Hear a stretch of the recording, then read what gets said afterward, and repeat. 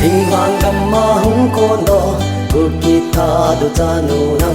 Asam so ma nam vào na Mung ki văn nunga mèo hơi Na nam mi tên cả ngày sao về Nam xếp ki văn nunga mèo hơi du Khăm tăng ki ven thăng năng ki sin Nam văn ki văn in Tình hoàng cầm ma hung con đó Kukita do tanu nam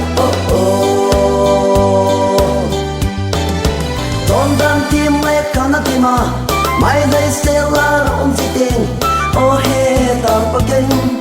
ka ki tang at ti le zi e no wa ka yin gel nang na zat pon tu choi sao ding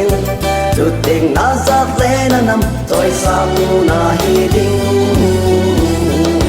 ting lang dam ma hung kon do ku ki tha do ta nu nang Asam so ma nam vô na Kung ki văn nung ma mèo vây Na nam mi tên cả ngày sao về Nam gen ki văn nung ma mèo hơi nu Thăm tan ki bèm thăng năng ki sư Nam văn ki văn in Tình lang cầm ma hung con đó Cực kỳ tha được ra nụ năng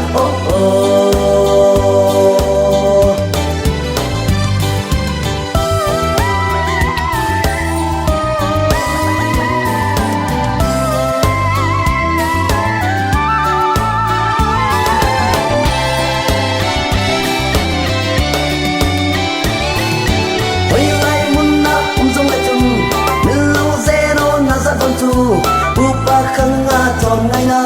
ta khi nay na nằm ra con chú đồ à ca yin kế linh ngầm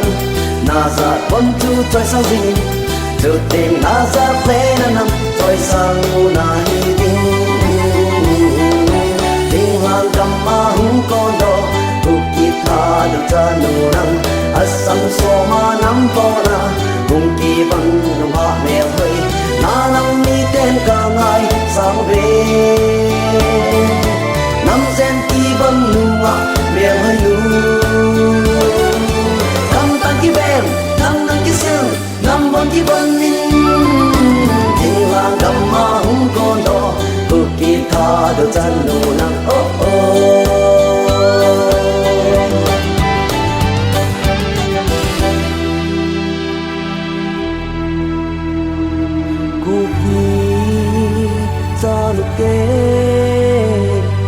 nga za